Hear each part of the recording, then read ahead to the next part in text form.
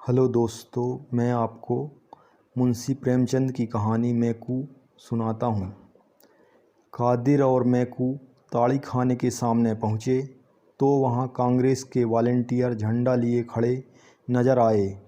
दरवाजे के इधर उधर हज़ारों दर्शक खड़े थे। शाम का वक्त था। इस वक्त गली में पियक्कड़ों के सिवा और कोई न आता था। भले आदमी इधर से निकलते हुए झिझकते थे। पियक्कड़ों की छोटी छोटी टोलियां आती जाती थीं। दो चार वेश्याएं दुकान के सामने खड़ी नज़र आती थीं। आज यह भीड़ भाड़ देखकर मैकू ने कहा, बड़ी भीड़ है बे, कोई 200-300 आदमी होंगे। कादिर ने मुस्कुरा कर कहा, भीड़ देखकर डर गए क्या? यह सब हुर्र हो जाएंगे, एक भी ना टिकेगा। यह लोग तमाशा देखने आए हैं, लाठियां खाने नहीं आए हैं। मैकू ने संदेह के स्वर में कहा, पुलिस के सिपाही भी बैठे हैं। ठेकेदार ने तो कहा था पुलिस ना बोलेगी। कादिर, हाँ बे, पुलिस ना बोलेगी। तेरी नानी क्यों मरी जा रही है? पुलिस वहाँ बोलती है जहाँ 4 पैसे मिलते हैं या जहाँ कोई औरत का मामला होता है। ऐसे बेवकूफ़ बातों में पुलिस नहीं पड़ती। पुलिस तो और सह दे रही है।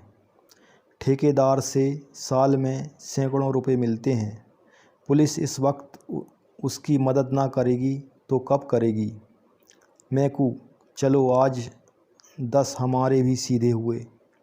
मुफ्त में पिएंगे वह अलग, मगर सुनते हैं कांग्रेस वालों में बड़े बड़े मालदार लोग शरीक हैं। वह कहीं हम लोगों के कसर निकालेंगे तो बुरा होगा। कादिर, अबे कोई कसर वसर नहीं निकालेगा। तेरी जान क्यों निकल रही है?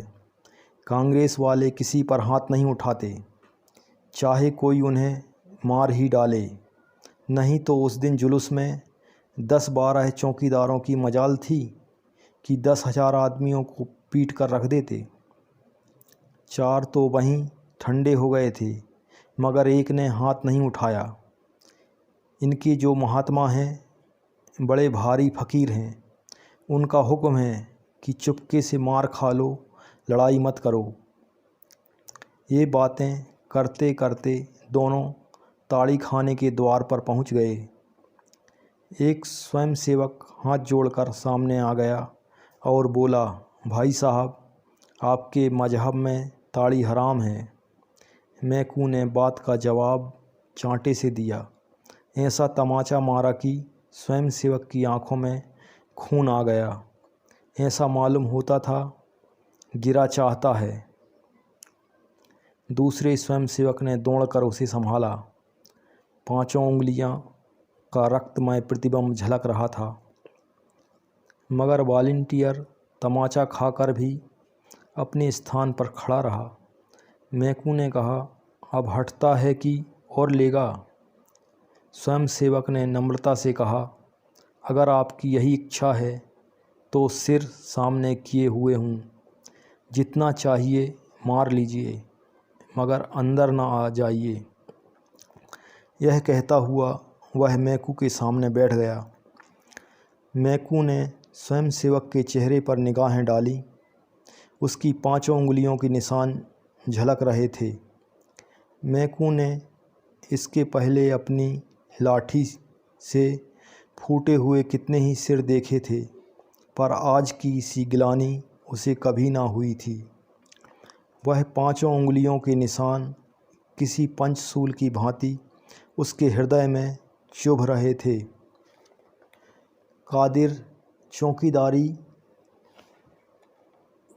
कादिर चौकीदार के पास खड़ा सिगरेट पीने लगा।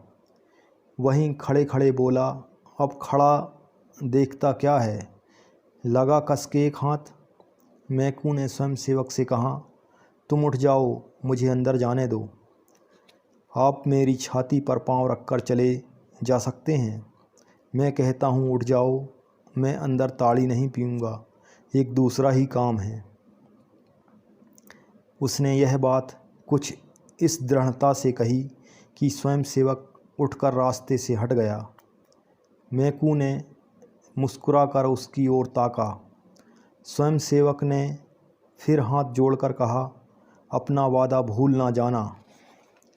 एक चौकीदार बोला, लात के आगे भूत भागता है, एक ही तमाचे में ठीक हो गया।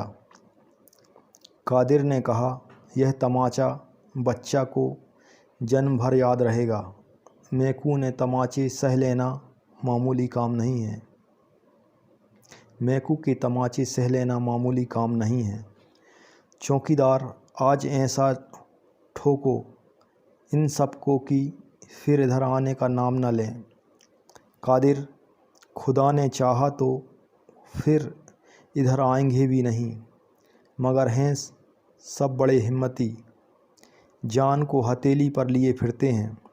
मैकू भीतर पहुंचा तो ठेकेदार ने स्वागत किया।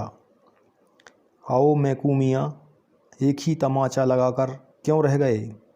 एक तमाचे का भला इन पर क्या असर होगा? बड़े लतखोर हैं सब, कितना ही पीटो असर ही नहीं होता।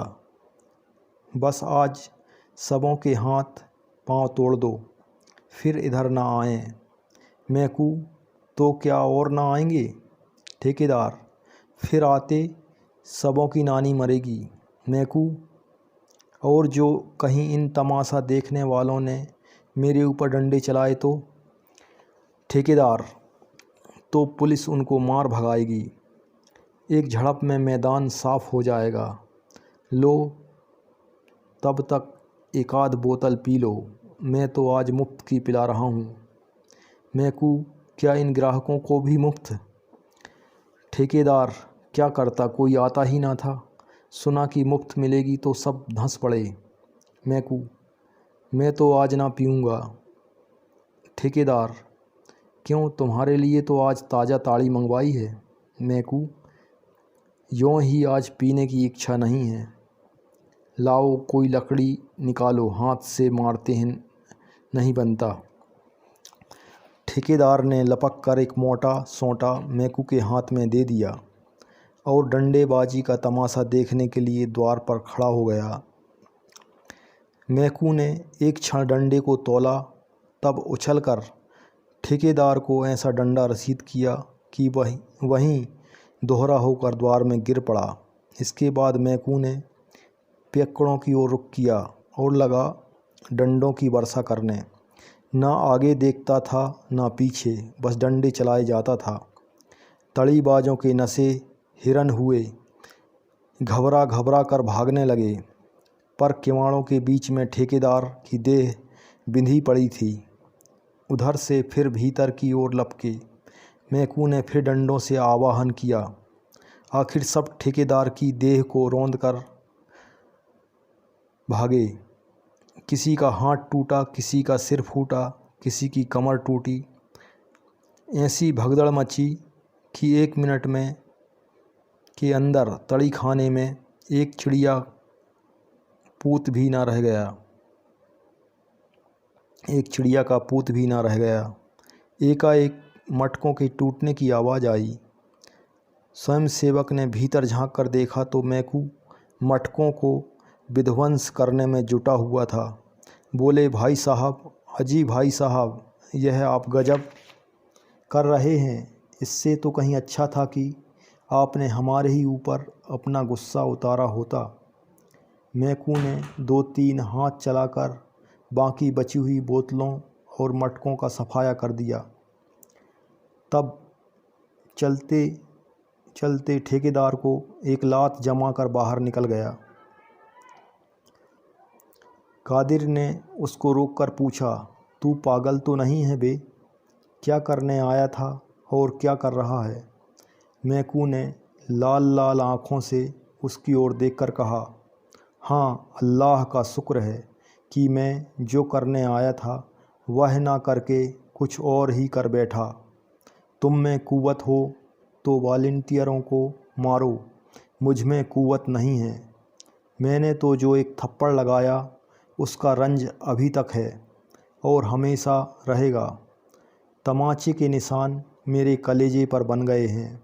जो लोग दूसरों को गुनाह से बचाने के लिए अपनी जान देने को खड़े हैं, उन पर वही हाथ उठाएगा जो पाजी है, कमीना है, नामर्द है। मैकू फिसादी है, लठैत है, गुंडा है, पर कमीना और नामर्द नहीं है। कह दो पुलिस वालों से, चाहें तो मुझे गिरफ्तार कर लें। को कई तड़ीबाज खड़े सिर सहलाते हुए उसकी ओर सहमी हुई आंखों से ताक रहे थे। कुछ बोलने की हिम्मत ना पड़ती थी। मैकू ने उनकी ओर देखकर कहा, मैं कल फिर आऊँगा। अगर तुम में से किसी को यहाँ देखा तो खून पी जाऊँगा। जेल और फांसी से नहीं डरता। तुम्हारी भलमनसी इसी में है कि अब भूलकर भी इधर ना आना। यह कांग्रेस वाले तुम्हारे दुश्मन नहीं हैं। तुम्हारे और तुम्हारे बाल बच्चों की भलाई के लिए ही तुम्हें पीने से रोकते हैं। इन पैसों से अपने बाल बच्चों की परवरिश करो, घी दूध खाओ। घर में तो फाके हो रहे हैं। घरवाली तुम्हारे नाम को रो रही है और तुम यहाँ बैठे पी रहे हो। लानत है इस नशेबाजी पर। मैकू ने वहीं डंडा फेंक दिया और कदम बढ़ाता हुआ घर चला गया। इस वक्त हजारों आदमियों का हुजूम हो गया था। सभी श्रद्धा, प्रेम और गर्व की आंखों से मैकू को देख रहे थे।